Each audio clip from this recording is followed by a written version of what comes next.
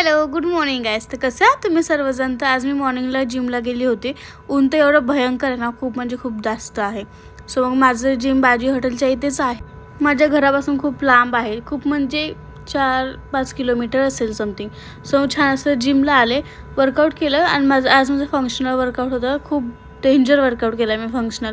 So पूर्ण घामघाम झाला होता.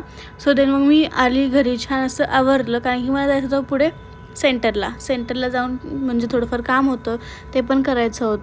आणि जाताना बघितलं तर काय आमच्या गेटसमोर काम चालू होतं, त्यामुळे गाडी आतमध्ये किंवा बाहेर लावता येत नाही. सो जायला पण खूप डिफिकल्ट होत होतं मला.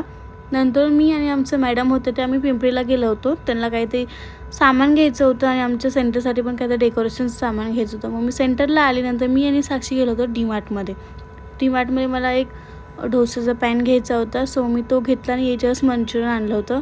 मॅडमची मुलगी वगैरे आम्ही मस्तपैकी असं छान मंचुरियन खाल्लं आणि जायच्या वेळेस असा विचार केला काहीतरी भाजीला घेऊन जावा. आणि मी घरी आले आणि असं माझा होता दिवस पूर्ण. कसं वाटलं कमेंट करून नक्की सांगा. बाय.